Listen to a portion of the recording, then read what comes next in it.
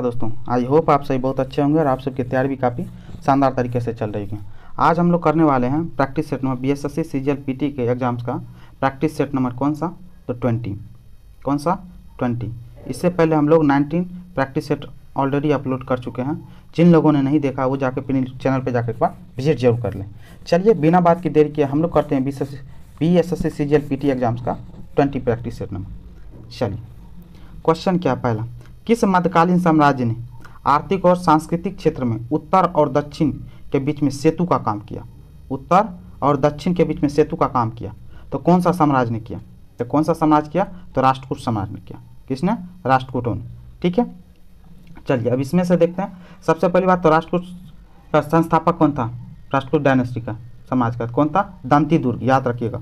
कौन? तो दंती दुर्ग था। ठीक है, कौन? राष्ट्रकूट समाज का। ठीक है, चालुक्य का जयसिंह था, या सुन लीजिए, चालुक्य का जयसिंह। प्रत्याहार वंश का संस्थापक कौन था? नागभट्ट प्रथम था। प्रत्याहार वंश का संस्थापक नागभट्ट प्रथम था। पाल का कौन था? गोपाल था। ठीक है, इतनी बात समझ में आ गई।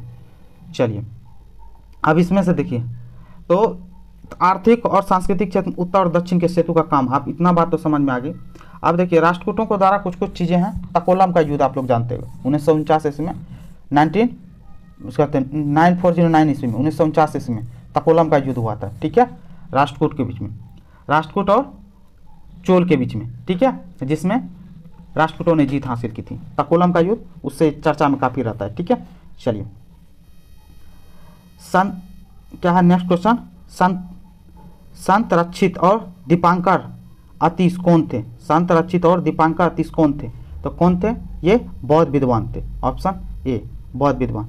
और इसमें देखिए दीपांकर अतीश जो दे रखा है ना, ये बौद्ध विद्वान तो था। ये विक्रमशिला विश्वविद्यालय के टीचर भी थे, बहुत फेमस टीचर थे भी, विक्रमशिला विश्वविद्यालय के टीचर थे। ठीक है, चलिए निम्नलिखित में से किस अधिवेशन में भारतीय राष्ट्रीय कांग्रेस ने पूर्ण स्वराज की मांग औपचारिक रूप से रखी थी? पूर्ण स्वराज की मांग कब रखी थी भारतीय राष्ट्रीय कांग्रेस ने? तो आपको पता कौन सा? लाहौर अधिवेशन में। ऑप्शन सी, लाहौर अधिवेशन हुआ कब था? 1929 ईस्वी में। ठीक है, कब? 1929 में, 1929 ईस्वी में। लाहौर में और कौन कौन सा अधिवेशन हुए थे? देखिए लाहौर में काफ़ी सारा अधिवेशन हुआ था, उनमें से आपको बता देते हैं। 1931 में भी हुआ था लाहौर में अधिवेशन। ठीक है, 1931 में भी, 1893 ईस्वी में भी लाहौर का अधिवेशन हुआ था। ठीक है, और 1909 ईस्वी में भी लाहौर का अधिवेशन हुआ। तो लाहौर में काफ़ी सारे बार अधिवेशन हुआ, तो याद रखिएगा। कराची में कब हुआ था कांग्रेस आईएनसी का अधिवेशन? 1913 ईस्वी में, याद रखिएगा। कब? 1913 ईस्वी में। और त्रिपुरी में कब अधिवेशन हुआ था? तो त्रिपुरी में अधिवेशन हुआ था कब? 1939 ईस्वी में। ठीक है, और यहाँ के अध्यक्ष कौन थे त्रिपुरी के? तो त्रिपुरी के अध्यक्ष कौन? सुभाष चंद्र बोस थे। इससे पहले हुआ था 1938 में भी, उसके भी 1938 में भी सुभाष चंद्र बोस ही अध्यक्ष थे।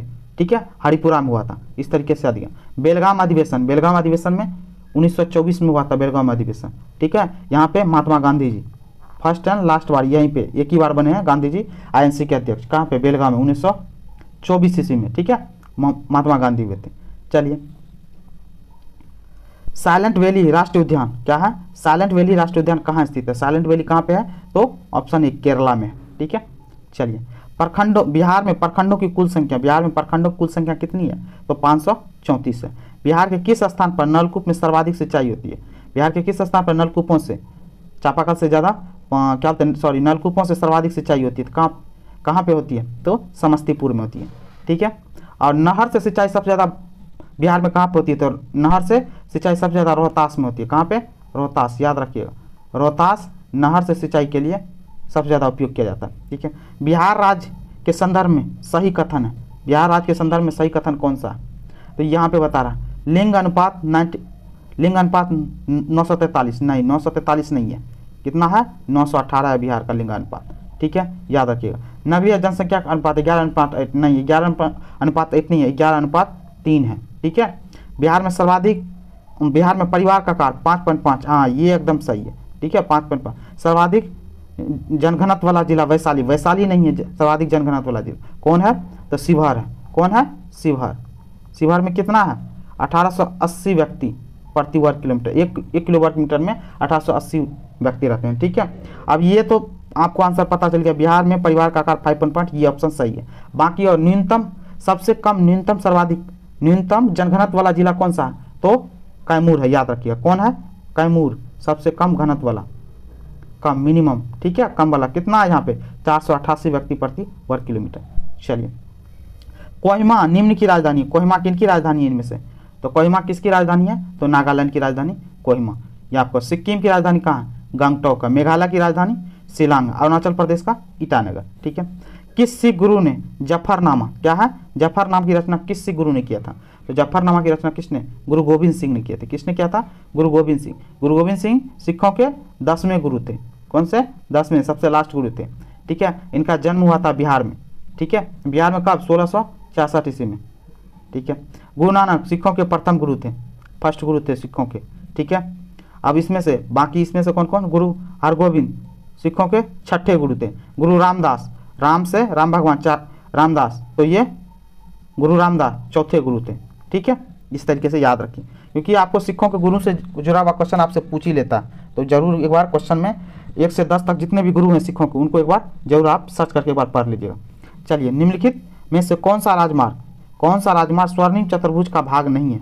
स्वर्णिम चतुर्भुज का भाग नहीं है। कौन सा राजमार्ग इसमें से नहीं है? तो कौन सा स्वर्णिम चतुर्भुज का भाग बोल रहा नहीं है? तो कौन है? NH45, ये स्वर्णिम चतुर्भुज का भाग नहीं है, ठीक है। अब देखिए, NH45 नहीं है, तो NH45 की लंबाई कितनी है? तो NH45 की लंबाई याद रखिएगा 593.5, यानी 594 किलोमीटर आप माइंड में रख सकते हैं, ठीक है। मध्य प्रदेश से छत्तीसगढ़ के बीच में ये लिंक जोड़ने का काम करती है। NH79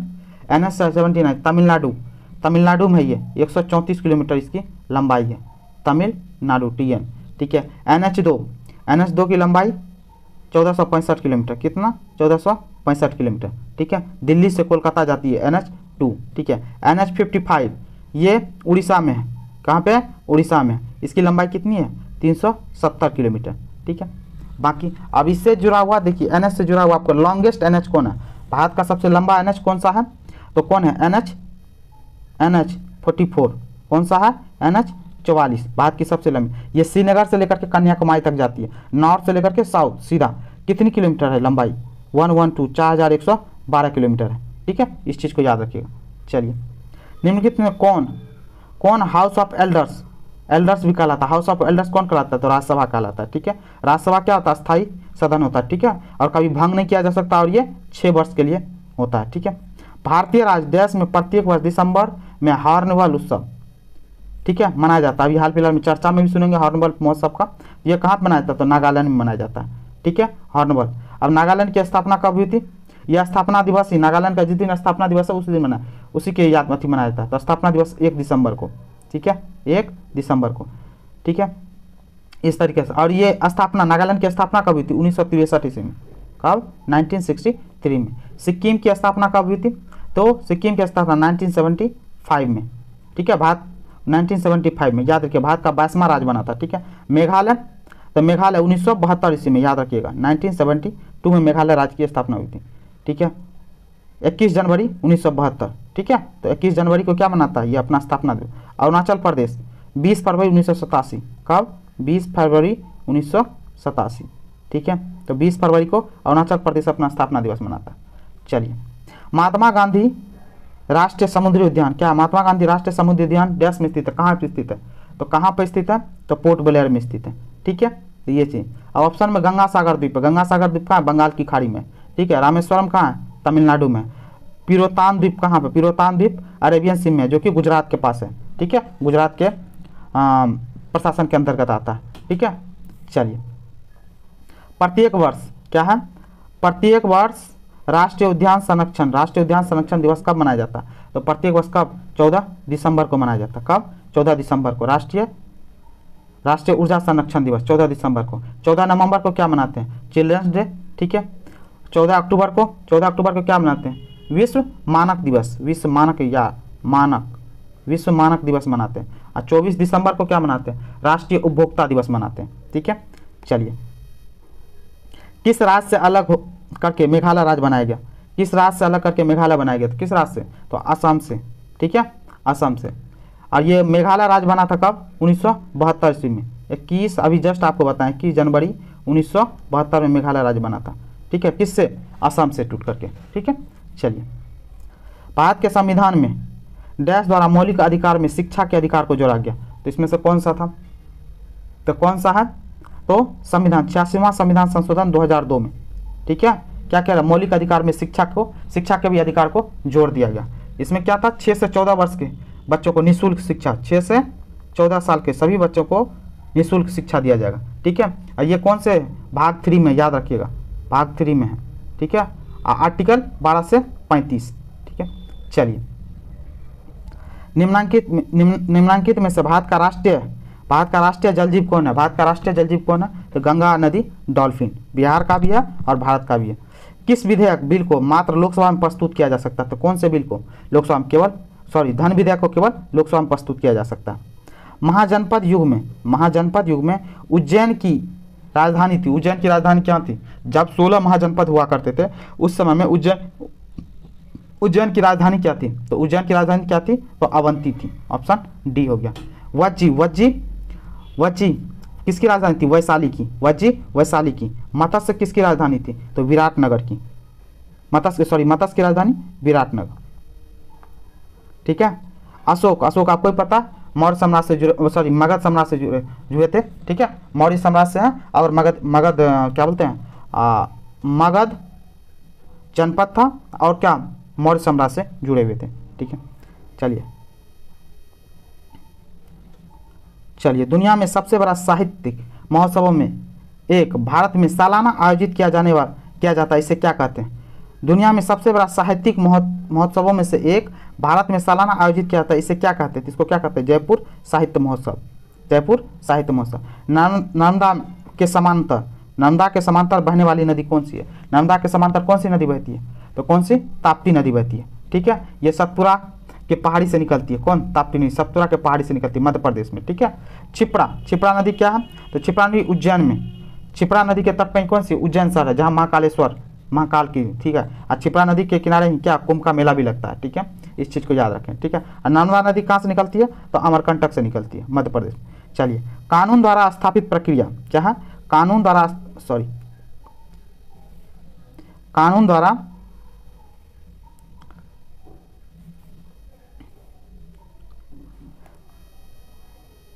एक सेकंड सॉरी,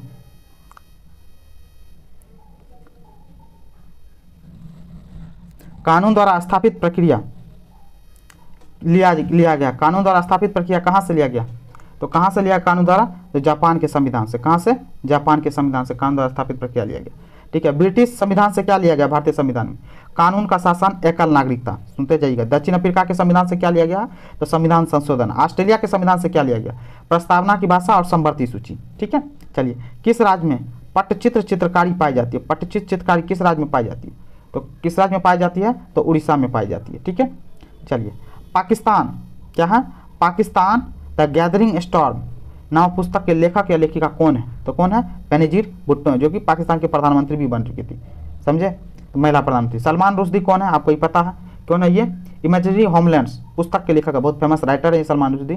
ठीक है, परवेज मुशर्रफ पता ही है, पाकिस्तान के राष्ट्रपति रह चुके हैं। ठीक है, इमरान खान पूर्व प्रधानमंत्री रह चुके हैं।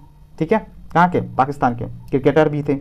चलिए पंचायत समिति के सदस्य क्या होता है, पंचायत समिति से प्रत्यक्ष रूप से जनता द्वारा निर्वाचित किए जाते हैं। अब यहाँ पे पंचायत आया, तो पंचायती राज किससे जुड़ा हुआ, तो पंचायती राज कौन से संविधान, 73वां संविधान संशोधन पंचायती राज, याद रखिएगा 1992 में, 1992 में। ठीक है, अब कितने कार्यक्षेत्र जोड़े गए थे, 29 कार्यक्षेत्र जोड़े गए थे। गोभी मरुस्थल, अब क्वेश्चन में क्या है, गोभी मरुस्थल निम्नलिखित में किस महाद्वीप में है, तो गोभी मरुस्थल किस महाद्वीप में है, गोभी मरुस्थल, तो आपको पता, तो गोभी मरुस्थल किस महाद्वीप में है, तो एशिया में है। ठीक है, किस में है, एशिया में। अब ये तो हो गया एशिया का। और ये एशिया में कौन कौन से कंट्री में, चीन और मंगोलिया में फैला हुआ कौन, गोभी मरुस्थल। ठीक है, उत्तरी अमेरिका में कौन सा मरुस्थल है, सोनोरन क्या है, नाम ही लिख लो यहाँ पे, सोनोरन। ठीक है, सोनोरन डेजर्ट कहाँ पे, उत्तरी अमेरिका में। अफ्रीका में कौन कौन सा है, तो अफ्रीका में सहारा और कालाहारी, सहारा आप नाम सुने ही होंगे, सहारा और कालाहारी, सहारा और कालाहारी, ये कहाँ पे, अफ्रीका में। ये सहारा डेजर्ट आपको पता है, सहारा पूरे वर्ल्ड की सबसे बड़ी डेजर्ट है। ठीक है, और यूरोप में कोई डेजर्ट नहीं है। ठीक है, चलिए किस राज्य में पंचायती राज संस्था बिल्कुल नहीं है? किस राज्य में पंचायती राज संस्था एकदम नहीं है? तो कहाँ पे नहीं है? तो मिजोरम में। कहाँ पे नहीं है? मिजोरम में नहीं है पंचायती राज संस्था। अब देखिए पंचायती राज संस्था कौन कौन से राज्य या केंद्र शासित प्रदेश में नहीं है? तो मिजोरम में भी नहीं है, नागालैंड में भी नहीं है। कहाँ है? नागालैंड में भी पंचायती राज संस्था नहीं है, पूछ रहा है। तो एक तो मिजोरम ऑप्शन में दे रखा है, दूसरा नागालैंड में भी नहीं है, दूसरा मेघालय में भी नहीं है। ठीक है, ये बताने का मतलब ये है इस चीज़ को लेकर के कि आप ये चीज़ समझो, क्योंकि क्वेश्चन कहीं से पूछ सकता है कि कौन सा, अभी यहाँ तो ऑप्शन में है मिजोरम में, और बाकी सबका ही पता रहना चाहिए। नागालैंड और मेघालय भी क्या है? पंचायती राज संस्था वहाँ पे नहीं है। और दिल्ली में भी, केंद्र शासित प्रदेश में दिल्ली में, ठीक है, पंचायती राज संस्था नहीं है। चलिए, भारतीय संविधान के किस अनुच्छेद में राज्य के नाम तथा संघ राज्य क्षेत्र के बारे में बताया गया? किस अनुसूची में बताया गया? तो राज्य के नाम और संघ राज्य क्षेत्र के बारे में किस अनुसूची में बताया गया? तो किस अनुसूची में बताया गया? तो पहली अनुसूची में बताया गया, ऑप्शन ए। ठीक है, दूसरी अनुसूची में क्या बताया गया? तो वेतन और भत्ते को लेकर के बताया गया। तीसरी अनुसूची में क्या बताया गया? शपथ को लेकर के। ठीक है, और चौथी अनुसूची में किस चीज को लेकर बताया? राज्यसभा में प्रतिनिधित्व को लेकर के। ठीक है, चलिए, भारतीय संविधान के कौन से अनुच्छेद में जीवन तथा दैहिक, क्या है? जीवन तथा दैहिक स्वतंत्रता के अधिकार की व्याख्या दी गई है। तो किस अनुच्छेद में दिया गया? तो किस में दिया गया है? तो अनुच्छेद 21, अनुच्छेद 21 में। ठीक है, क्या चीज? जीवन तथा दैहिक स्वतंत्रता का अधिकार है। ठीक है, अनुच्छेद 25 में क्या? अनुच्छेद 25 में क्या? धर्म मान्य और प्रचार करने की स्वतंत्रता, धर्म मान्य और प्रचार करने की स्वतंत्रता। अनुच्छेद 26 किस चीज को लेकर? धार्मिक कार्यों की स्वतंत्रता, अनुच्छेद 26 के तहत। अनुच्छेद 24 के तहत बच्चों को क्या?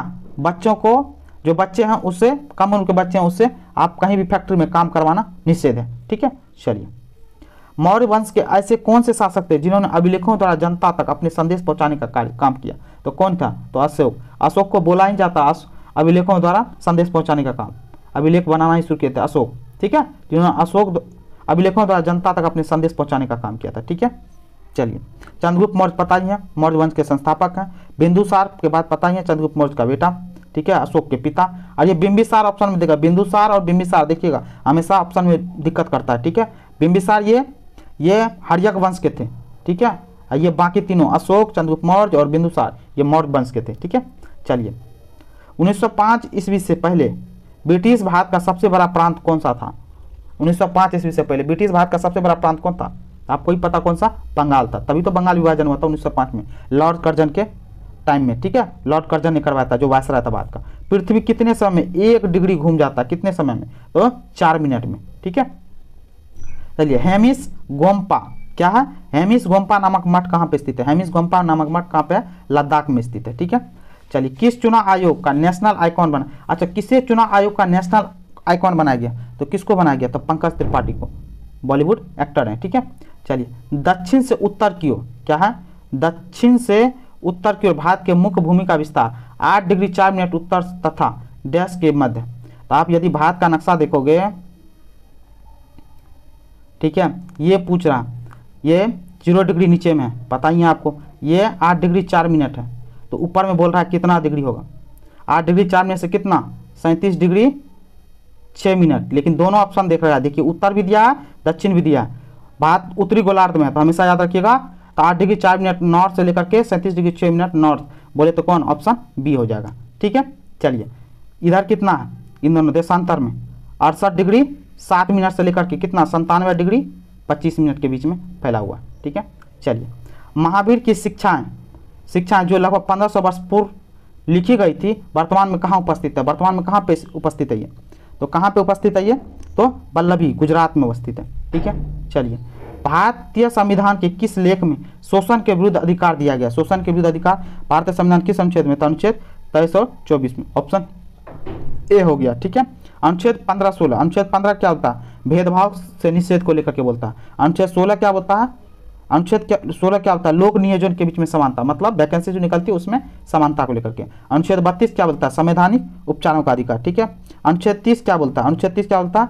शिक्षा संस्थान चलाने का अधिकार। ठीक है, चलिए, निम्नलिखित में से कौन सा ऋण औपचारिक स्रोतों में सम्मिलित है? औपचारिक स्रोतों में कौन सा ऋण सम्मिलित है? सहकारिता का ऋण। ठीक है, चलिए, कौन भारत के 50वें मुख्य न्यायाधीश सीजीआई के रूप में कार्यभार संभालेंगे? कब? नवंबर 2022 से। कौन? तो न्यायमूर्ति डी.वाई. चंद्रचूड़, न्यायमूर्ति डी.वाई. चंद्रचूड़। ये देखिए यहाँ पे वाई.वी. चंद्रचूड़ भी हैं, तो ये इस तरीके से नाम अच्छे से याद रखना। न्यायमूर्ति डी.वाई. चंद्रचूड़ हैं, ठीक है, 50वें सीजीआई भारत के। ये न्यायमूर्ति यू ललित, ये भारत के 49वें थे, ठीक है, इन्हीं के जगह पर लेंगे जगह। कौन? न्यायमूर्ति डी.वाई. चंद्रचूड़।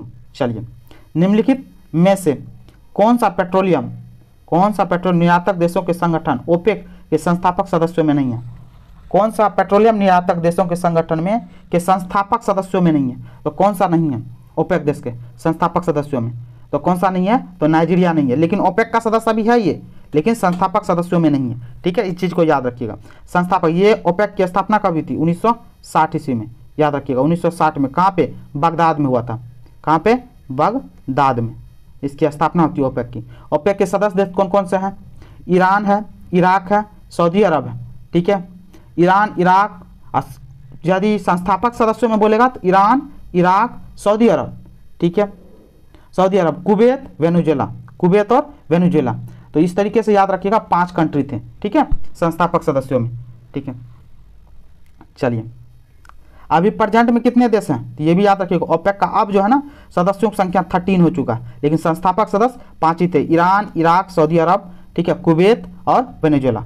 चलिए, रसायन विज्ञान में क्या है? रसायन विज्ञान में नोबेल पुरस्कार 2022 किस एक को नहीं दिया गया? तो किसको इसमें से नहीं दिया गया? तो डेविड मैकमिलन को नहीं दिया गया, बाकी ये तीनों को मिला हुआ था। चलिए, निम्नलिखित में कौन सा तार वाला वाद्य यंत्र नहीं है? तार वाला वाद्य यंत्र कौन नहीं है? तो तबला तार वाला वाद्य यंत्र नहीं है। पंचायतों से संबंधित भारत के संविधान की 11वीं अनुसूची में कौन कितने विषय हैं? 11वीं से आपको अभी जस्ट बताया, पंचायत से जुड़ा। 11वीं अनुसूची में कितने, पंचायत में कितना बोले तो अनुसूची में कितने विषय दिए गए? तो कितना विषय दिया गया है? 29 विषय। कितने? 29 विषय, ठीक है, 11। इसी के साथ ये 18 विषय भी हैं, किसमें? 12वीं अनुसूची के हिसाब से, ठीक, इसमें नगर पालिका में, ठीक है। चलिए, प्राचीन भारत में डैश के संघों को श्रेणी कहते थे? किसके संघों को श्रेणी कहते थे प्राचीन भारत में? तो किसके संघों को बोलते थे? व्यापारियों के संघों को श्रेणी बोलते थे। Option A. हंगरी डैश की राजधानी है? हंगरी किसकी राजधानी है? तो आपको पता हो तो हंगरी किसकी राजधानी है? तो हंगरी राजधानी है बुडापेस्ट की, ठीक है। हंगरी की राजधानी है क्या? बुडापेस्ट। ऑप्शन बी हो गया, ठीक है। चलिए, सना किसकी राजधानी है? तो सना यमन की, किसकी? यमन की राजधानी सना, ठीक है। वार्सा किसकी है? पोलैंड की। वियना किसकी राजधानी? ऑस्ट्रिया की, ऑस्ट्रेलिया नहीं, ऑस्ट्रिया की राजधानी, ठीक है। चलिए, सूर्य के चारों ओर चक्कर लगाने वाले मंगल तथा बृहस्पति की कक्षाओं के बीच पाए जाने वाले छोटे छोटे पिंडों को क्या कहते हैं? तो क्या बोलते हैं उसको? क्षुद्र ग्रह बोलते हैं। महाद्वीपीय संहिता के परपटी का अन्य नाम क्या है? परपटी का अन्य नाम क्या है? तो सियाल बोलते हैं इसको, ठीक है। सियाल बोले तो सिलिकॉन प्लस एल्युमिनियम, ठीक है, याद रखिएगा, ठीक है। 50 किलोमीटर से लेकर 300 किलोमीटर तक इसकी मोटाई होती है। सीमा का मतलब सिलिकॉन प्लस मैग्नीशियम, निप्पे का मतलब निकेल प्लस आयरन, ठीक है, याद रखिए इस चीज़ को। चलिए, कौन सा बांध अफगान भारत मित्रता बांध कहलाता? कौन? सलमा डैम, ठीक है, भारत नहीं बनवाया अफगानिस्तान में। हौज खास किला किस भारतीय शहर में है? तो हौज खास दिल्ली जाइएगा तो हौज खास काफ़ी चर्चित जगह है, ठीक है। उस जगह का सामान्य नाम क्या है जहाँ बैडमिंटन खेला जाता है? बैडमिंटन जहाँ खेलते हैं उसको क्या बोला जाता है? तो किसको बोला जाता है? तो कोर्ट बोला जाता है। बैडमिंटन खेलने वाली जगह को कोर्ट बोला जाता है, ठीक है। और पिच किस में बोला जाता है? तो पिच बोला जाता है क्रिकेट और रग्बी खेला जाता है, उसमें बोला जाता है पिच। रिंग किस में बोला जाता है? स्केटिंग खेलता है वहाँ पे, और बॉक्सिंग खेलता है तो बोलते हैं ना रिंग में उतर गया, मतलब बॉक्सिंग के लिए। टेबल टेनिस पता ही है, टेबल से। एक स्प्रेडशीट में एक बॉक्स को क्या कहते हैं? एक स्प्रेडशीट में एक बॉक्स को क्या बोला जाता है? तो क्या बोला जाता है? सेल बोला जाता है, ठीक है। नेक्स्ट क्वेश्चन, यदि पृथ्वी की त्रिज्या, क्वेश्चन समझिए, यदि पृथ्वी की त्रिज्या 1% तक सिकुड़ जाए और इसका द्रव्यमान वही रहे तो पृथ्वी की सतह के द्रव्यमान का त्वरण क्या होगा? पृथ्वी के द्रव्यमान का त्वरण, अब देखिए यहाँ पे सबसे पहली बात capital G capital M upon capital R square. अब देखिए यहाँ पे G का मान तो कांस्टेंट है, ये आपको ही पता है। M का मान क्या बोल रहा है? द्रव्यमान वही रहे, M कांस्टेंट कर दिया इसको। अब इसमें बोल रहा है कि इसका द्रव्यमान पृथ्वी की सतह, अब इसके हिसाब से देखिए R कम होगा, ठीक है, R सिकुड़ जाएगा, पृथ्वी की त्रिज्या 1% सिकुड़ गई मतलब कम हो गया, तो रेडियस जब घटेगा तो स्वाभाविक है नीचे का मान जब कम होता है तो ऊपर का मान क्या हो जाएगा? बढ़ जाएगा। समझ गए बात को? तो क्या होगा? बढ़ेगा। Option B. लिफ्ट में खड़ा एक व्यक्ति त्वरण ए के साथ ऊपर की ओर बढ़ रहा है तो व्यक्ति का आभासी वजन होगा क्या, वास्तविक वजन से अधिक और निश्चित मान के साथ होगा। ठीक है, चलिए उत्तल दर्पण एक आवर्धित प्रतिबिंब कब बनाता है, उत्तल दर्पण आवर्धित प्रतिबिंब कब बनाता है, या कभी भी आवर्धित प्रतिबिंब बनाता ही नहीं है उत्तल दर्पण। ठीक है, संवहन मुख्य रूप से इसमें नहीं होता, संवहन किस में नहीं होता मुख्य रूप से, तो संवहन किस में नहीं होता है, तो फिलामेंट लैंप जिसको तंतु लैंप कहते हैं के गिलास को गर्म करने में जो निर्वातित किया गया है, ऑप्शन बी। क्वांटम संख्या बढ़ने पर एक परमाणु की ऊर्जा स्तर क्या होता है, तो परमाणु का ऊर्जा स्तर क्या हो जाएगा, एक परमाणु का ऊर्जा स्तर घट जाता है। ठीक है, चलिए एक पारदर्शी सामग्री का अपवर्तनांक, एक पारदर्शी सामग्री का अपवर्तनांक क्या होता है, तो क्या होता है, बैगनी रंग के लिए अधिकतम होता है। ठीक है, चलिए निम्नलिखित में से कौन सा प्राकृतिक गैस का एक प्राथमिक घटक है, कौन सा प्राकृतिक गैस का एक प्राथमिक घटक है, कौन सा, मीथेन, जिसको CH4 बोलते हैं।